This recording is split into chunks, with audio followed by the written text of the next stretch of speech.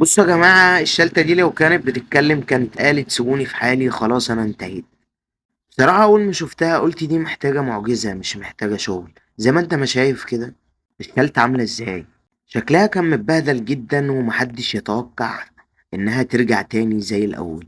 بس صاحبي جابها وقال لي روقها لو تقدر. قلت له ماشي نجرب، بس بصراحة أنا مش ضامن النتيجة. وبدأنا الشغل خطوة خطوة، تفكيك وتنظيف وتعديل. وطبعا كل ما تشتغل اكتر كل ما الحاجة بترجع ترد فيها الروح واحدة واحدة، يعني مش مجرد تصليح، ده كأننا بنرجعها لحالتها الأصلية وأحسن كمان. وفي نص الشغل كنا بنقول يا ترى هي هتطلع ايه في الآخر، هتتصلح فعلا ولا هترجع نفس الشكل القديم. وطبعا صاحبي قاعد العشم قتله وعطيني الشلتة طبعا خربانة ولا فارق له أي حاجة، المهم الشلتة عنده تبقى مظبوطة وخلاص.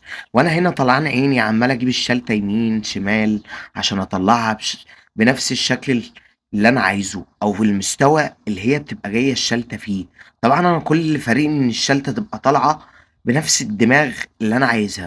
طبعا لحد ما وصلنا للحظة المهمة، لحظة الشكل النهائي. طبعا أنا كده لبست الشلتة، ده بقى الفينش الأخير بتاع الشلتة اللي هو تقفيل الشلتة. طبعا أنا هنا بقفل الشلتة وبمشي معاها واحدة واحدة، طبعا عشان أطلع الدوران بتاعها وأطلع التربيعة بتاعت الشلتة اللي هي الأصلية. طبعا القالب ده طبعا زي ما انتوا ما شفتوا كان عدمان، وزي ما انت ما شفت في أول فيديو الشلتة كانت عاملة ازاي. بص بقى الفرق كأنها اتولدت من جديد.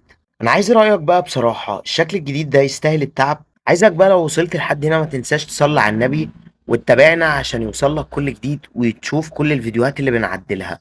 وده كان فيديو النهاردة، واشوفكم الفيديو الجاي. السلام عليكم.